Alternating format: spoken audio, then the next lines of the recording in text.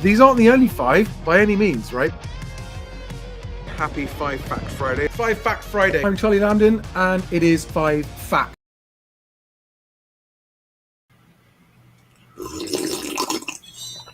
Oh, I haven't done a proper slurp for a while. That was good. Hello, everybody. Welcome back to another 5 Fact Friday. It's Friday the 30th of May, 2025. It's just past midday for those of you who are watching live. And today we're covering, as ever, the newly reported information in the last 7 days as it affects the housing market. The most significant facts of the last 7 days. Always open to being challenged. If there's other information that's new from the last 7 days you think is more important than what I'm talking about, let me know in the live chat or in the comments below. But quickly, for those of you who don't have time to listen to me ramble, let's get through this. So first of all, the IFA, Independent Financial Advisor magazine, cites major housing crisis indicators worsening. We'll get into that. Fact number 2, small house builders, small and medium house building companies are apparently going to be getting help from the government with reduced planning requirements. Now, whether the government delivers or not remains to be seen, but it's definitely good news that that's going to be happening. Number 3, the average home, according to a story in The Guardian, is now selling for £16,000 less than asking price. Fact number 4, Zoopla's house price index came out this week, and I was just checking for a comment. I haven't had it, actually. I was hoping to have one. There's some interesting stuff in there. In particular, that although transaction volumes are up 6% on this time last year, that's great news. Any increase in transaction volumes is good for everybody, buyers, sellers, and agents. The number of properties coming to the market is much higher than last year, indicating that overall, on average, which is useless to you as an individual, but overall, on average in the housing market, it is getting increasingly into a buyer's market. We'll have a look at the regional breakdowns and get through some of the Zoopla data. We've got an absolute prize-winning overvaluing example from Foxtons, our favourite overvaluers in London, with a 525,000 over a reduction so far, 35% reduction. And the Treasury this week published most up-to-date information on their 95% mortgage guarantee scheme and the uptake on that. It's quite interesting. It's a scheme that everyone thought was going to mean that house prices would go to the moon. The government's giving mortgage guarantees. Interesting evidence in there to the contrary. Okay, who do we have in the live chat? Can everybody hear me okay? Carlos, Stephen Simmons, hi there. Andrew Taylor, Patricia, Jill Hayes, Andrew Barry, 65, good afternoon. Reet Romes and the Dog Duo, hi there. I don't recognize that name.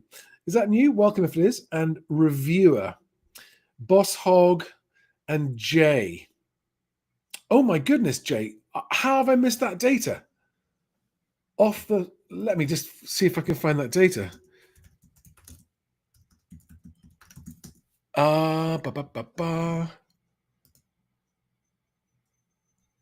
I have to, okay. If you've got a link to that, sorry, I'm feeling I should have picked that up this morning and I haven't.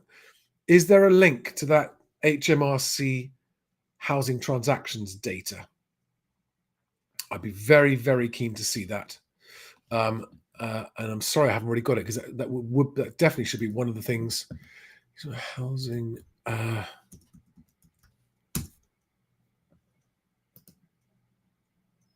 Let me see if I can find it. I'd love to see it, but I can't see an up-to-date one here.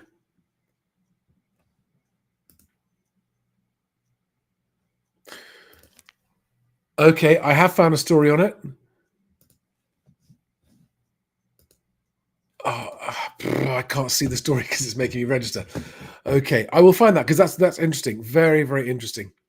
Right, let's get into the actual stories and let's get them on screen and get them shared. So, IFA first. Here is the story. 10 years on, Britain's housing crisis deepens. Leasehold and stamp duty concerns soar An aspiration to own hits rock bottom. Not sure I agree with that. I think the aspiration to own is always there. I think what that might be interpreting is people not wanting to buy so much because it's no longer the financial investment that it was. But let's see what they say. New research reveals that while traditional housing problems like affordability and availability persist, concerns around the leasehold system, stamp duty, and the buying and selling process have risen fastest over the past decade, contributing to a worsening picture for home buyers and aspiring first-time buyers. According to the Homeowners Alliance research, which has been tracking UK housing concerns for the past 10 years, issues that were significant in 2015 continue to plague the market in 2025. However, the analysis highlights a sharp increase in the proportion of UK adults rating specific issues as serious problems. The leasehold system saw the largest increase in concern, rising by 22 points from 42% 10 years ago to 64% now. Right, that is encouraging because it means that people are waking up about the risks of leasehold. And all of the talking about leasehold reform and excellent work on awareness raising by people like Harry Scoffin, it's good. It's good news because leaseholds are arguably where people were being harmed the most. Stamp duty rates have become a significantly larger worry, with 64% compared to 51% 10 years ago, rating it as a serious problem. Now, stamp duty, it's one of those things that has what they call fiscal drag in income tax terms, because they set the stamp duty threshold at, say, £250,000 or £325,000, I think it is now for first-time buyers. And as nominal house prices increase, the stamp duty threshold doesn't increase. So stamp duty, as an overall percentage of your transaction cost, is going up all the time that nominal prices are going up. And stamp duty is a demonstrably stupid tax. It strangles home movers. It strangles transactions. And it's something that more people need to raise the issue of with government, because I get people contacting me almost daily basis saying, if it wasn't for stamp duty, I would sell up and move house. So stamp duty is having the opposite effect of what we want, which is more people moving house. And guess what? The home buying and selling process is also a growing concern, rated as very or somewhat serious by 60%, up 9 points from 51% to 10 years ago. I can tell you something, though. The house buying and selling process is an absolute joke. It's an absolute joke. And it's exactly what I'm aiming to fix with Best Agent. And for those of you who didn't see it, just so that I can actually show some cold, hard proof that my plans to fix the housing market do actually work, the live stream I did 2 days ago on Wednesday with Carrington's estate agents in Southwest London, I did a live interview with 2 of their staff, where since they have been adopting my no valuation approach of listing properties, yes, they have a launch price, but there's no advanced valuation given. When sellers ask them, how much is my house worth? And how much can you sell my house for? They go, we don't know. The market decides, here's how it works. And sellers are going, we love that. You're not selling us some fantasy figure. You're explaining how it works. And they've had a 100% success rate of selling within 3 weeks. And all but one case went for significantly above the launch marketing price. Which proves that you can sell very quickly. So they're selling in under 28 days. And then it's getting into a much faster chain because they're getting sellers to be prepared and buyers to be prepared. So they're looking at much shorter transaction times, subject to chains, of course. And so the home buying and selling process is a laughing stock. I mean, it's so bad nationally, it's just become a bit of a joke. But that's what I'm here to fix. Anyway, that's fact number one. A couple of other points from there. The aspiration. So the situation is particularly bleak for aspiring first-time buyers, as demonstrated by the aspiration to own a home, which has fallen to the lowest level in over 10 years. Only 64% of non-homeowners now aspire to own, down from 71% last year and below the 2013 figure of 65%. Well, I suppose we could look at this several different ways, couldn't we?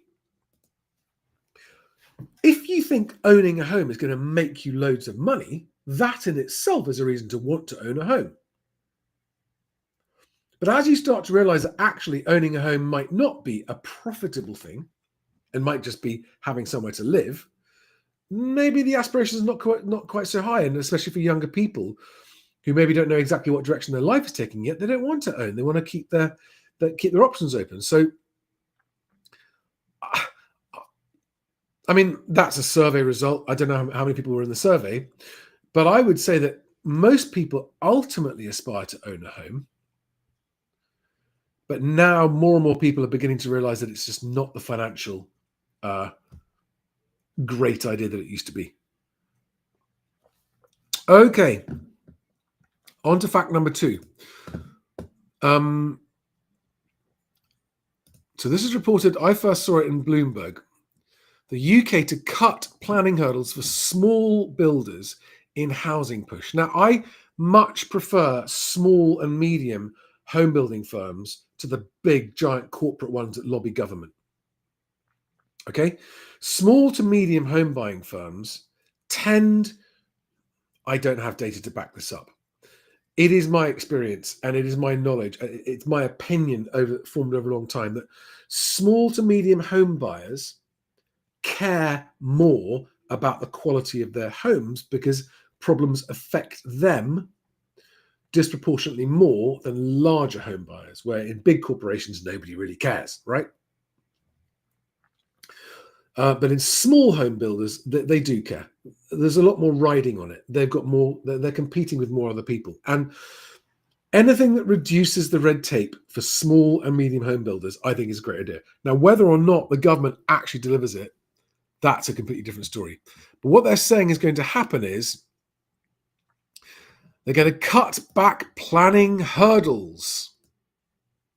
Sounds like sounds like corporate government political babble, doesn't it? They will face simpler planning requirements and faster decision making.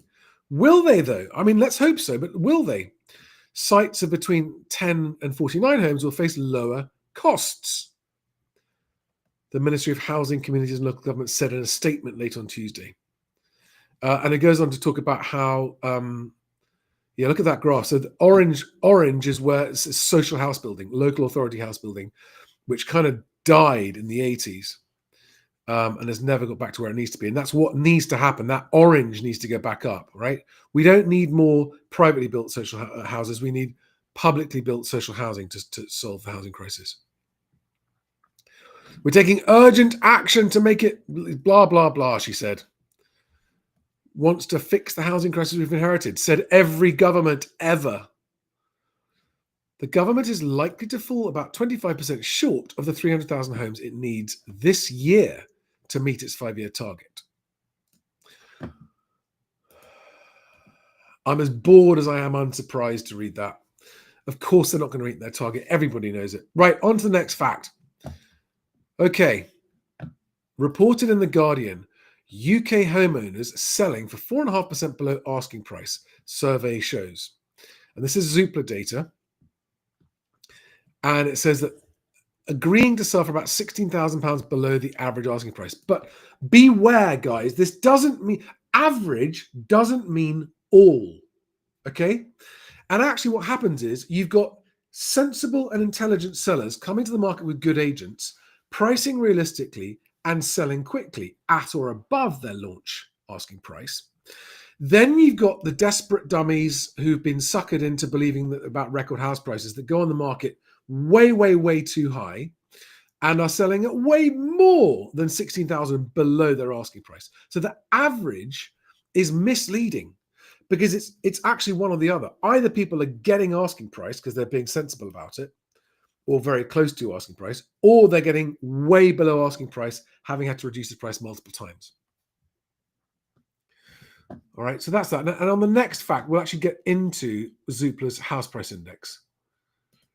And what I want to talk about,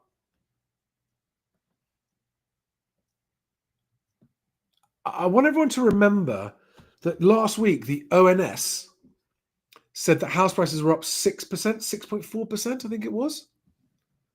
Zoopla is reporting a 1.6% rise.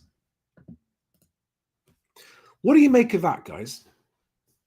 The ONS saying 6.4%, which is a 400% larger increase in the year-on-year growth than Zoopla is, right? So 1.6, 6.4% is 4 times the growth of 1.6%.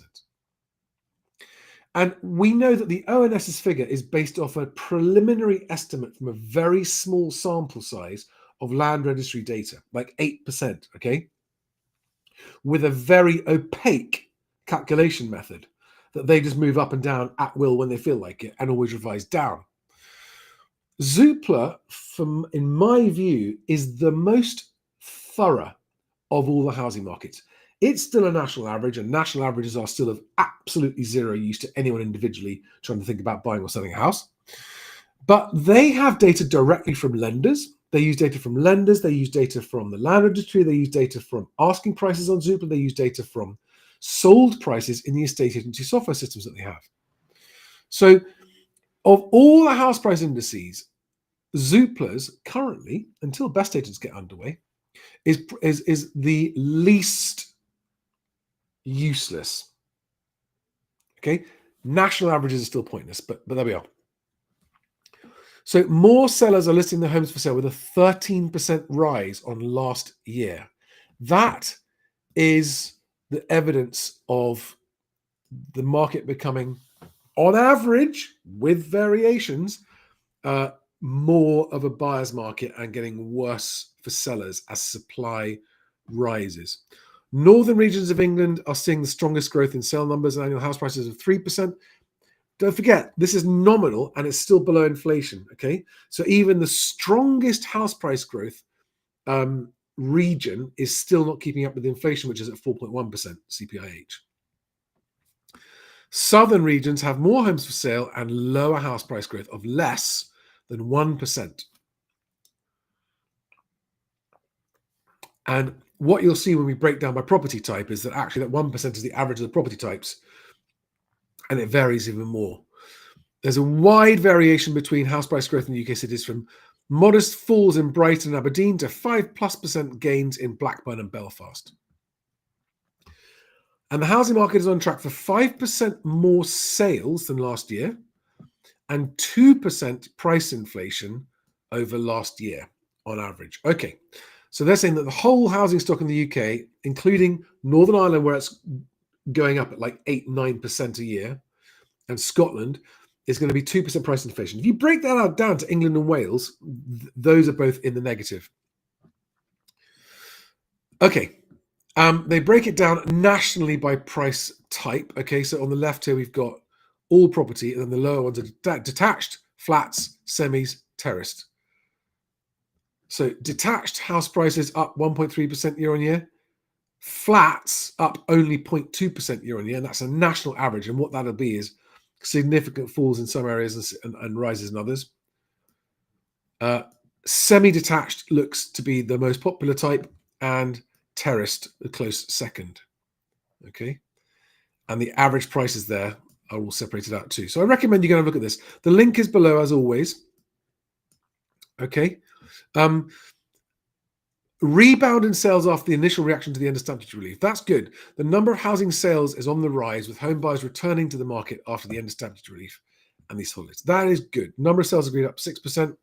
Buyer demand is only up 3% on last year.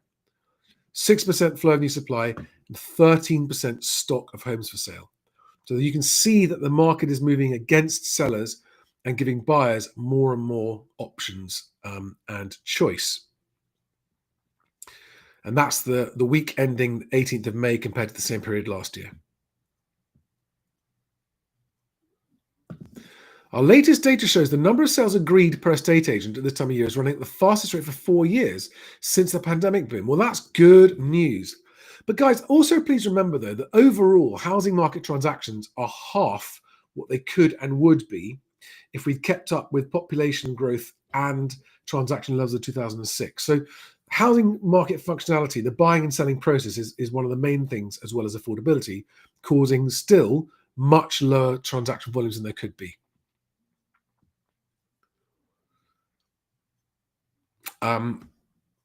Their data shows that this is where the Guardian got its data from. £16,000 below the average asking price. Well, the Guardian said 4.5%. They're saying 3% there. And they've got a graph down here, which is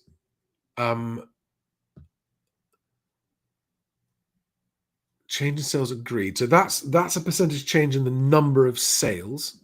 West Midlands is down, weirdly, on its own. Everywhere else is up year on year in the number of sales, but in the most affordable areas, the number of sales is growing the fastest. No big surprise there. But just take a look at that graph and see how meaningless the 6% average is. You know what? See what I mean? Nowhere, I mean, only one area, the Southwest, is close to the average. Everywhere else is either significantly higher or significantly lower than the average. National averages are very unhelpful. And then here you've got price year-on-year price changes by city. Worth a look. Thank you very much, Richard Donnell, for that Zoopla house price index. Always helpful. I will come and take some of your questions when I've been through all the 5 facts, okay?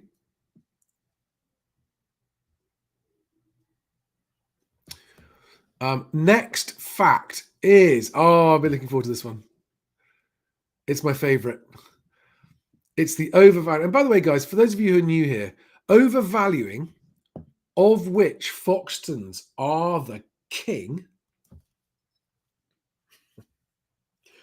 I'm amazed I haven't had a cease and desist letter from Foxtons yet. Stop saying this. Stop saying that we have the lowest success rate in London of any estate agent. Stop saying we're the worst overvaluers. I mean, if I ever do get that letter, I'm going to say, well, no, I'm not going to stop saying it unless you prove it's not true. And I know that it is true, so bring it on. It kind of makes you a little bit of a mug if you use Foxtons to sell your house, if you know this information.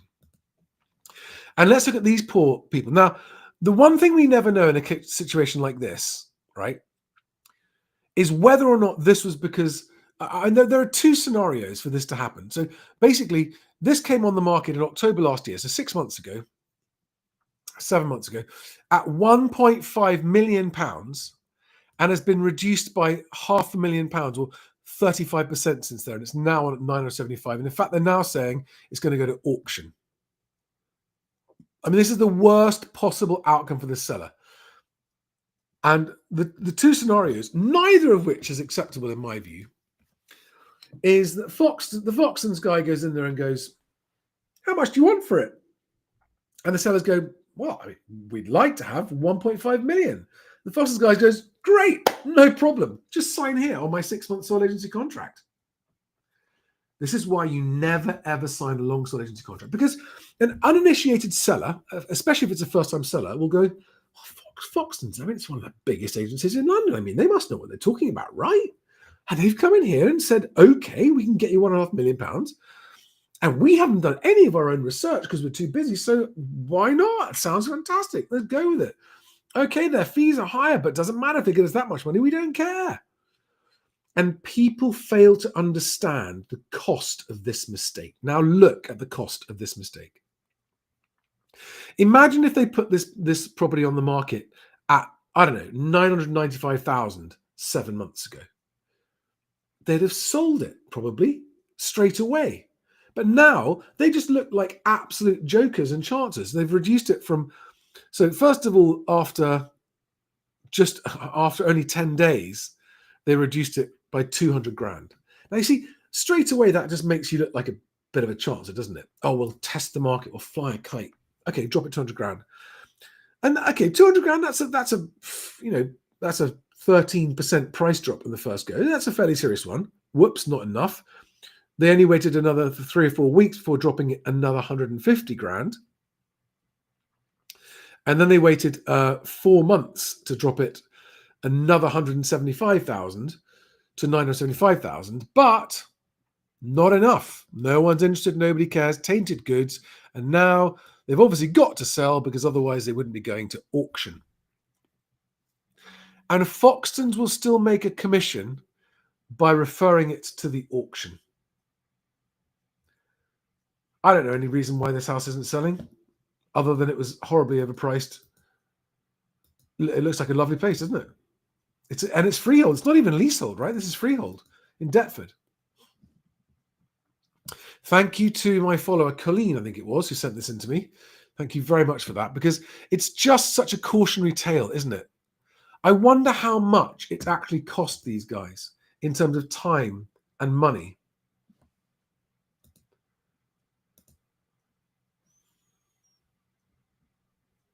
So there we are. That's that. Now on to this is a bonus fact. So we're at fact number 6. And then I'm going to try and find the HMRC transaction points because that's important. So I'm not going to go into this in too much detail, but there's a government mortgage guarantee scheme I believe is due to end before too long, actually, where the government for certain people will guarantee a mortgage with just a 5% deposit. And if you're interested in the stats, go and have a look. But here's the headline, which is that in the last 4.5 years, the total number of mortgages taken out under the scheme accounts for only 1.4% of the market. The median property value that it's being used for is 220,000, something like that. So way below the average market, first-time buyer house price. And it hasn't moved the needle on prices. So people were worried this was going to move the needle on prices, and it hasn't. Okay. But you know what it has done is it's helped people who otherwise perhaps couldn't get a mortgage get a home. And if they're getting a home that they can afford, this is a good thing. And I commend it. And if it's not costing, haven't seen the failure rates and how much the taxpayers had to pay to bail out people who failed on their mortgage.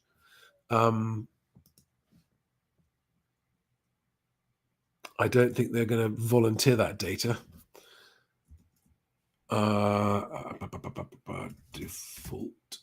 No, the word default doesn't come up in there, unsurprisingly.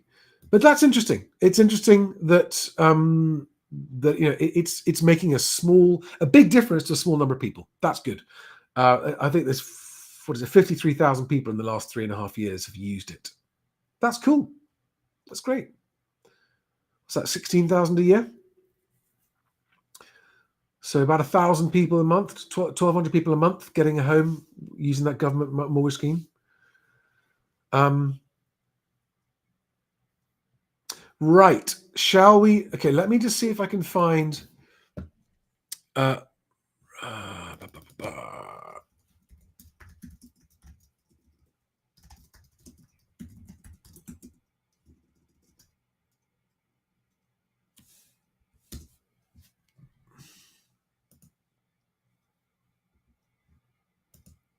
Found it. Hang on a second.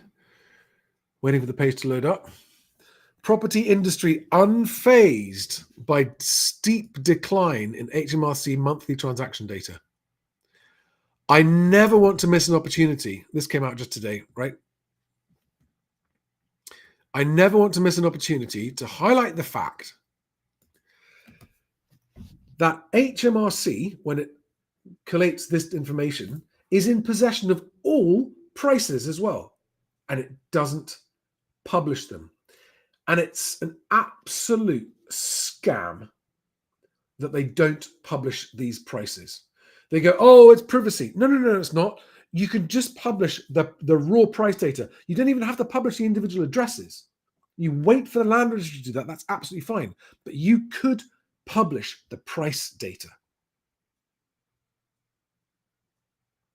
And if HMRC, you were to publish this price data, just as a raw data set without identifying addresses, there would be no privacy concern whatsoever. And we would have a much better idea of what's happening with prices. Never mind that, we're talking about transactions. So there's a massive 28%, non-adjusted Residential transactions decreased 66% in April. Now, that's not a surprise because they were 80% up in March because of the stamp duty threshold coming down on the 1st of April.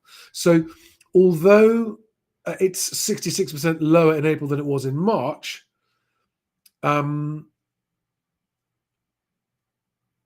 it's not a surprise, and you can see here. Look, so it was 28% lower than April last year. That is bad, but again, I think that will have had some distortive effects from conveyancers all having to take a breather in April. I think transactions of partners will have slowed down in April, and I'm pretty sure that they'll recover in May. So I don't see that as an overly worrying thing. I think activity is picking up. Yeah, and I agree with Ian McKenzie here.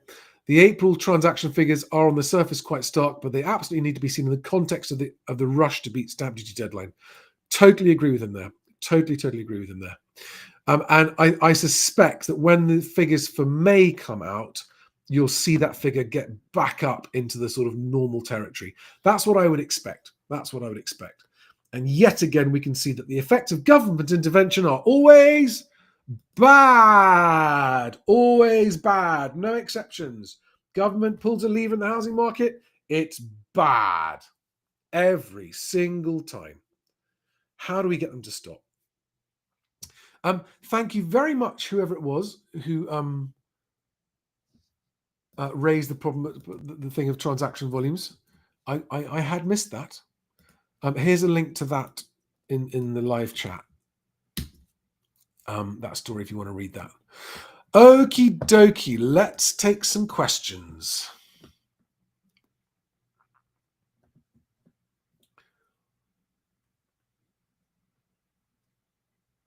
Okay, some good questions here.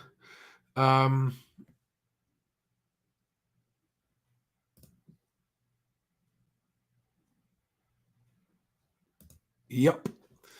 Foxton's sales conversion rate is 22 to 25%. The national average of mediocre agents is around 50%.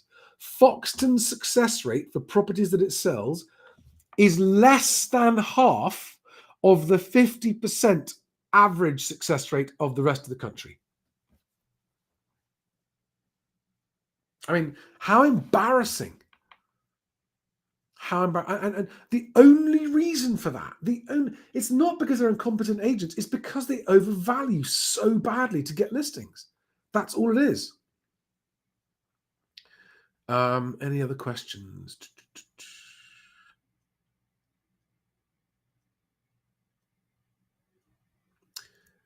I've got a couple of questions. So any of you who want questions that I've missed, just copy and paste and put at the bottom.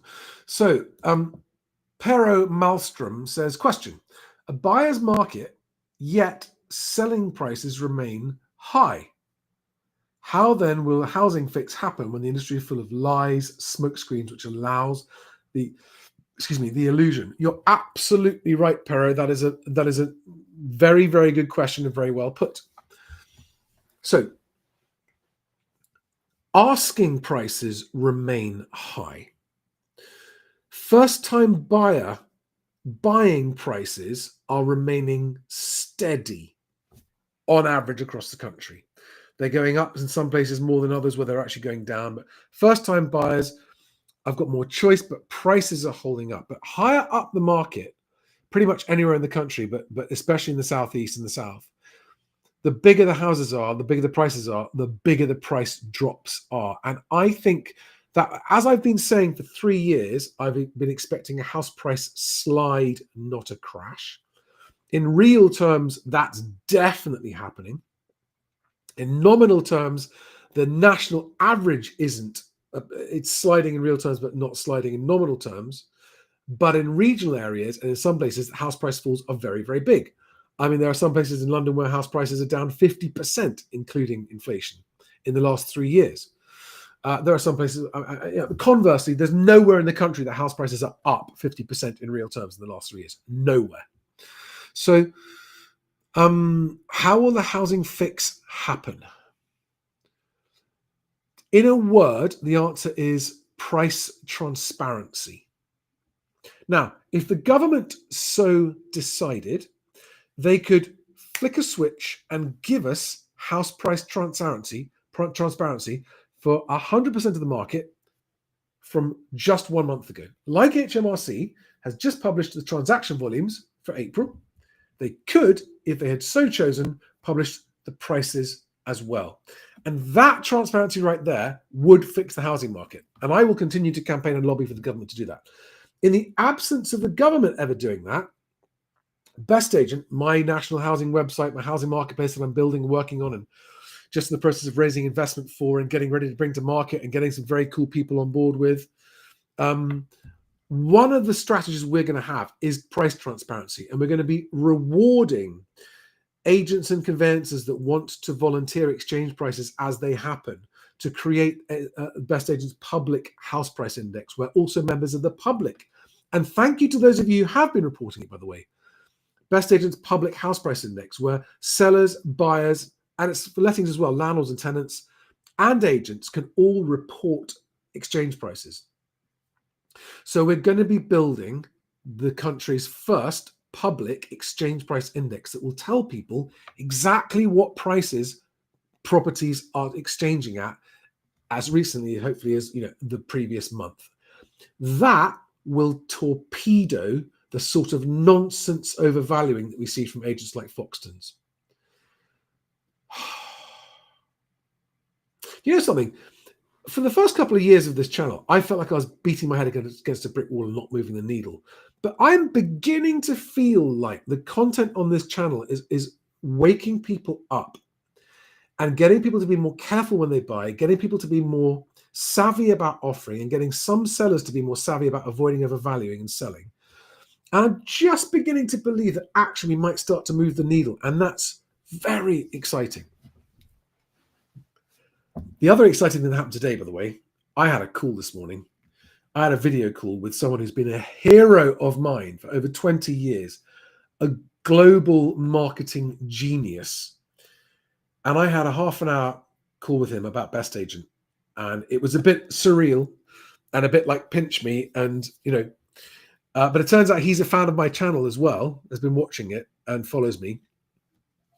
And there will be more discussions. And if and when I can mention it, I will mention it, but not for now. But real pinch me moment for my career, that call this morning. Very, very exciting and wonderful to have someone of such stature globally to react like this to Best Agent's strategy and plan, right? Which is fix housing, fix everything. So, Pera, there's the answer to your question. Sorry, I went off on a bit of a tangent there. Jill Hayes says, I hate both Foxtons and Dexters. Yeah, Dextons, I refer to them sometimes. They would put me off buying. Dexters seem to have a weird strategy of uploading minimum photos to portals. Why? It's weird. I used to sell photographs to Dexters. 20 years ago, I had a company that did photography and floor plans, and Dexters was one of our clients. And they were a much smaller company back then. And the strategy behind minimum photos is because they believe, this used to be the case, but it isn't anymore. They believe that by doing that, if they just tease you with a few photographs, you're more likely to want to book a viewing. And it's a very outdated strategy because actually nobody has time to waste viewing things that aren't right for them. But Dexters is a numbers company. It's pile it high, sell it cheap, get all the instructions in, overvalue, lock them into a long solidity contract, and then they're like, just get viewings. It doesn't matter, just get any viewings. And less photographs equals more viewings in their mind. Actually, there's now evidence that the opposite is true. And if you put more photographs of your property up, you get more viewings from the kind of buyers who are more likely to want to offer on the property. So it's a very old-fashioned approach. But Dexters makes obscene quantities of money. It's a very profitable business, so they don't care. They're making money, their model works, and I'm not about to change it. They're now owned by private equity guys. So the boss of Dexters, who's been there since they were clients of mine, has announced he's leaving next year. And I always think that's a sign that the top's been reached and that he doesn't have much optimism for the future.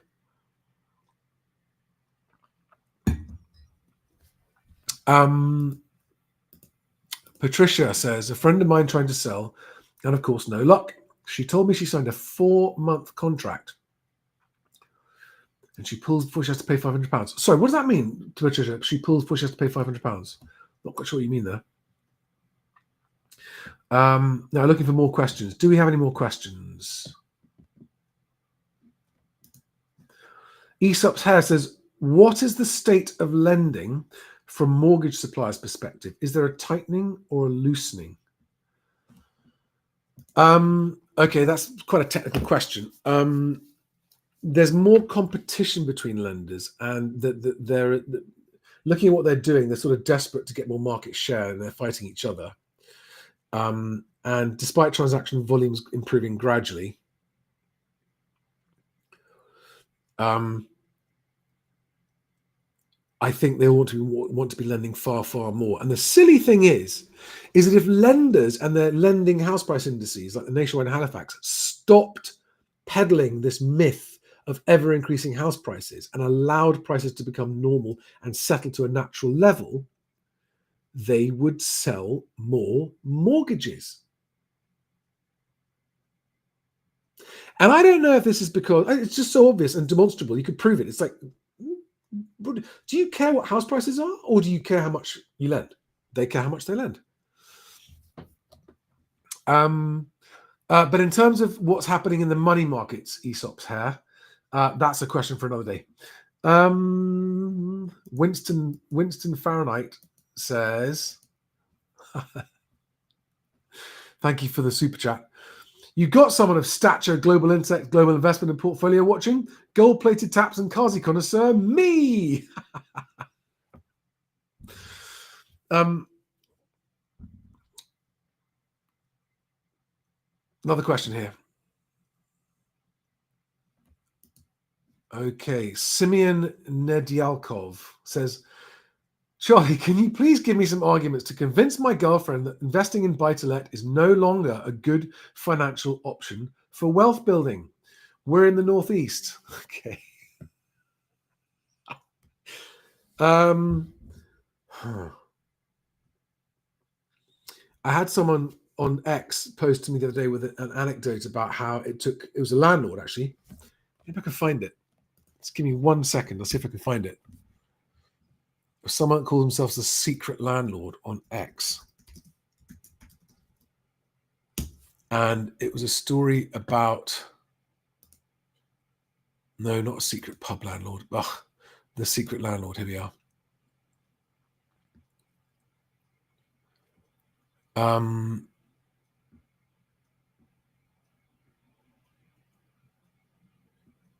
Here we are. Here it is. Here it is. I will put it on screen so you can see I'm not making it up.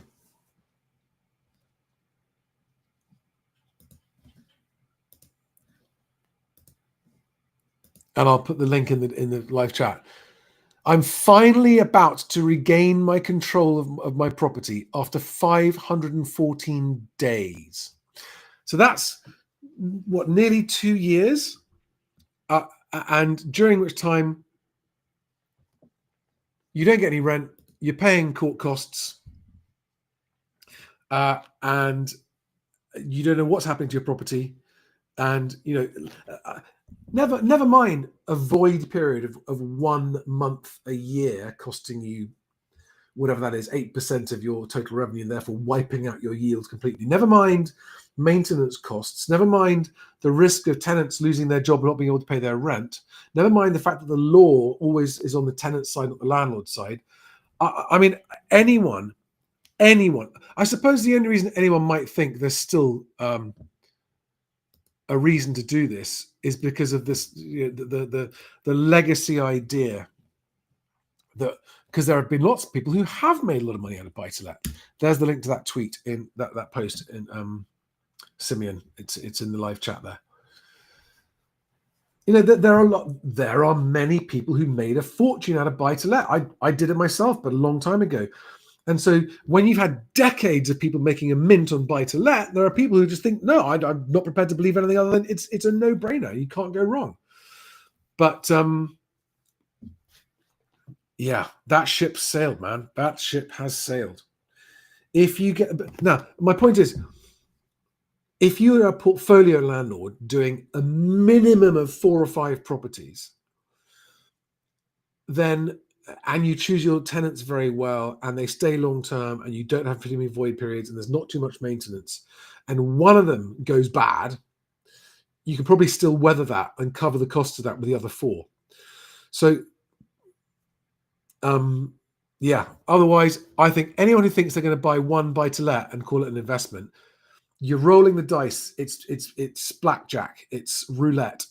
You might get a fantastic tenant who pays their rent on time, looks after the property, and stays for years. And some people do.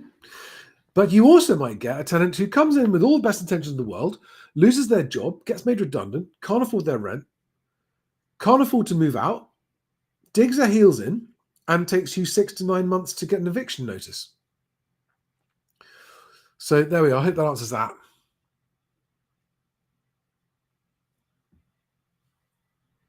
Right, guys, on that happy note, I'm going to just welcome all the new followers. By the way, hundreds and hundreds of new subscribers on YouTube recently. Welcome to all of you if you are new here.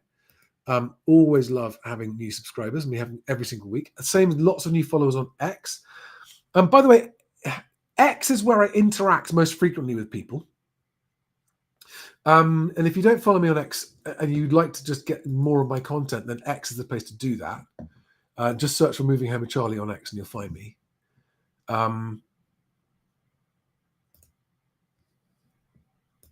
But if you're new here, the videos I'd like you to watch are Charlie's 10 golden rules for home sellers and Charlie's 10 golden rules for home buyers. Those are my introductory. Each one is around about 20 minutes and it covers the top 10 golden rules for home buyers and home sellers. And if you're new here and you want to know as much as possible of the advice that I give, start with those videos. If you are if you're a first-time buyer, make sure you find my offer email template, right? I've got a whole page explaining how to use it with a video explainer on how to use it, right? It's just an email template. There's the video explains how to use it. The template's down here. There's a link to it in Google Docs, so you open up your own copy of it, the Google Doc version you can use to copy and paste. And then there is the whole letter. And you can use all of that, just copy and paste it and then adjust it for your own circumstances. And it works. It works really, really well. It's not guaranteed. It's not guaranteed to work, but it at zero cost, just to try and put it together, it basically walks you through how to put together the most compelling offer possible, which improves the chances of your offer being accepted compared to other people offering the same amount or even more. I just popped a link to it in the live chat there if you're new here. Otherwise, let me wrap up by saying this. If you're a seller, choose your conveyancer first, right? Always choose your conveyancer first because you'll get a lower fee from your agent when you go to choose agents, and you'll get a better attention from agents if they know you're serious. So conveyancer first, then choose your agent. Choose your agent like your future depends on it, because it does. And then don't overprice. And if you're a buyer, don't overpay. Always buy a home, don't overpay. I've done videos on what not overpaying means, but basically means don't put yourself into a situation where the property becomes a millstone around your neck or a risk to negative equity or that kind of stuff. And have all your ducks in a row before you offer. Oh, Creed says that's the template I used. Fantastic. Anyone else here use the template? I mean, it gets downloaded thousands and thousands of times a month. There's so many of you using it. It's fantastic. No, never use online. Okay, right. Is there a way to more accurately estimate a range within which my property would possibly be worth? At the moment, I've been using a site which estimates an 80k increase in 9 years since we bought.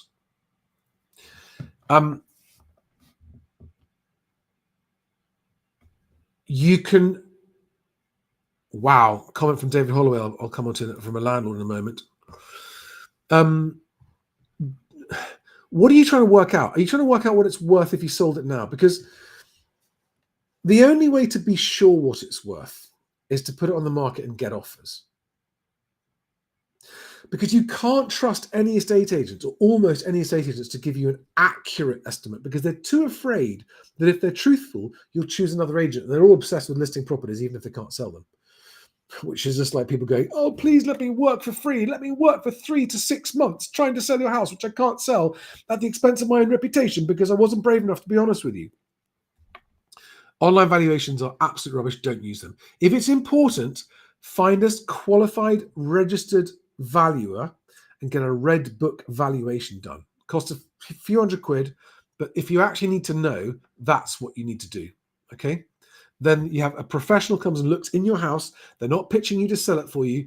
They're being paid for a professional opinion on the value. That's the way to do it. If you want it for free, the best thing you can do is just look for the most recent sold prices of the most comparable properties like yours. Go to the Land Registry price paid data. Just Google Land Registry price paid data. You can put in your street, your postcode, your property type, and you can see the exact prices that actual properties sold for recently like yours. Now that's got a bit of a lag on it, but it will give you some information. All right.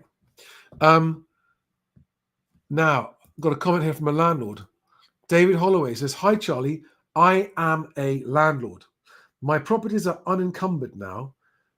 It is not worth entering now. Too much legislation and costs. Not worth doing anymore. So Simeon, I think it was. That's for you there. All right.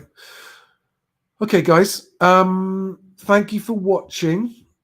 And yeah, I've got lots of news coming soon about Best Agent. Very, very exciting. And I look forward to updating you all about it. In the meantime, those of you who are curious, and if you're looking to find a home or book a viewing or sell a home, just try Best Agent. It's still very much in beta. It's still got a few wrinkles. But bestagent.co.uk, there's a healthy number of you using it already. And thank you to those of you who are. It's very, very cool. A lot of you using it to find agents. And one of the things I've got to do is I'm just working on getting more agents to be ready to respond to those inquiries. But it's very, very helpful. So for those of you using it, and those of you registering on it as buyers and or sellers, in due course, you'll start to get emails with news on that. So if you're curious to stay up to date with news on Best Agent, then go to Best Agent, register as a mover, and in due course, yeah, we'll be in touch. On that happy note, I would also like to say that some of you will have noticed you got the newsletter again this morning. The weekly 5 Fact Friday newsletter is now out, and I'll be doing the newsletter and video every week. That's the intention. I've now got a bit of help doing that. So if you haven't and you want to get... So the newsletter comes out before the video. It comes out early, so you get heads up on what the 5 facts of the week are. For those of you who have time for the video as well, it gives you a heads up on that too. And if you're on my email mailing list, you'll be the first to hear about any other important bits of news that I've got coming out. So please do subscribe to that free newsletter if you'd like to. Otherwise, have a fantastic weekend. It's the 30th of May. I will next see you in June. Thanks, guys. Have a good